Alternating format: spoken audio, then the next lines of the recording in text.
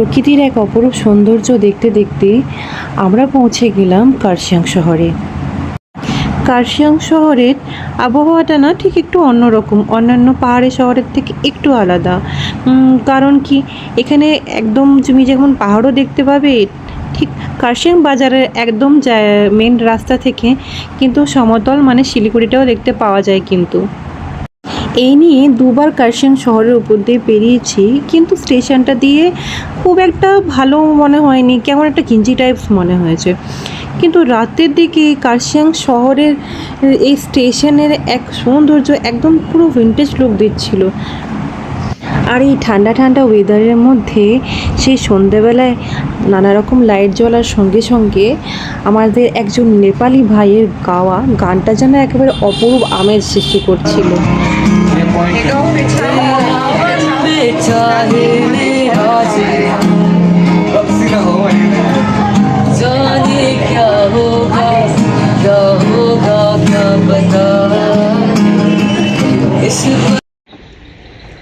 এই যে তোমাদের বলছিলাম যে কার্শিয়াং শহর থেকে শিলিগুড়িটা দেখতে পাওয়া যায়, দেখো তোমরা ভিডিওতেই দেখতে পাবে, একেবারে পুরো সমতলটা দেখা যাচ্ছে। ঠান্ডা ঠান্ডা ওয়েদার এবং সারা রাত বৃষ্টির মধ্যে দিয়ে কেটে গেল আমাদের সেই দিন, কার্শিয়াংয়ের সেই রাত। তবে যাই বলি না কেন, আমার এই ভ্রমণ পিপাসু মন বৃষ্টি পড়ুক, ঝড় চলে আসুক বা জ্বর, গলা ব্যথা যাই হোক না কেন, পাহাড়ে এসছি বেড়াতে, একটু তো বেরোতে ইচ্ছা যাবে, তাই বৃষ্টি মাথায় বেরিয়ে গেলাম। 8টার সময় আমরা বৃষ্টি পড়ছে কিন্তু তাও বেরোচ্ছি একটু হেঁটে হেঁটে সাইড সিন করতে।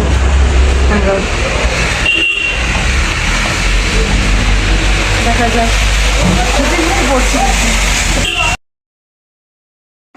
আমাদের রুমটা ছিল কিন্তু কার্শিয়াং বাজারের একদমই কাছে, তাই এখান থেকে হনুমান টক দেখতে পাওয়া যাচ্ছিল। আর এছাড়া আমরা বাকি সাইড সিন তো বাইরে আগের দিন করেই এসেছি, তাই আজকের দিনে আমাদের সে ধরনের কোনো প্ল্যান ছিল না। সকালবেলায় উঠে যে সমস্ত ড্রাই ফ্রুটস খাই, তো সেইগুলো খাওয়ার জন্য আমরা যাচ্ছিলাম এই কাছে পিঠে একটা চা বাগানের আগেটাতেই আমরা গিয়েছিলাম।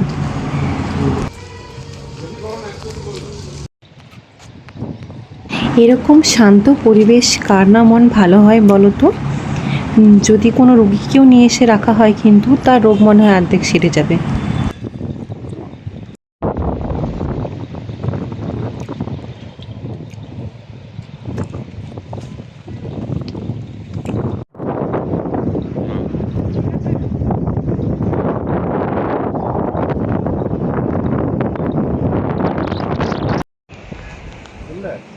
দাঁড়াও,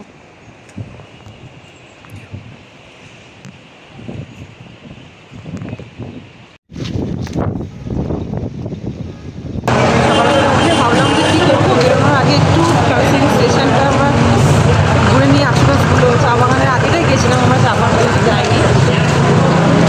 এটা হচ্ছে কার্শিয়াং স্টেশন দিনের বেলা, কিন্তু রাতের বেলায় খুবই সুন্দর ভিন্টেজ খুব একটা অত ভালো লাগবে, যেমন ঝিঞ্জি টাকা লাগবে। রাতের লুকটা খুব সুন্দর, ছবি তুলেছি, কোনো ভিডিও করেছো না? ভিডিও আছে, আমার দুজনকার ভিডিও আছে এবং একটা অসাধারণ অভিজ্ঞতা আমাদের রয়েছে আজকে। কাল রাত্রেই হয়েছে, আজকেও হয়েছে, একটা সুন্দর ভিউ আমরা পেয়েছি কার্শিয়াংয়ের ওই চা বাগানের ওইখান থেকে। চাই আমরা একটু চা খেয়ে আসি, সকাল থেকে বেরিয়েছি, অনেকক্ষণ হাঁটাচলা করলাম। হ্যাঁ, রুমে ফিরে ফ্রেশ হয়ে গিয়ে আমরা বেরিয়ে পড়লাম আমাদের রওনার পথে। তো আজকে শেষ হচ্ছে আমাদের সিটং, সোনাদা এবং কার্শিয়াংয়ের এই ব্লগ। আমার এই ব্লগগুলো তোমাদের কেমন লেগেছে কমেন্টে অবশ্যই জানিও, আর কী ধরনের ভিডিও তোমরা দেখতে চাও তাও কিন্তু আমাকে কমেন্টে জানিও, তাহলে আমি সেই ধরনের ভিডিওই তোমাদের জন্য নিয়ে আসবো।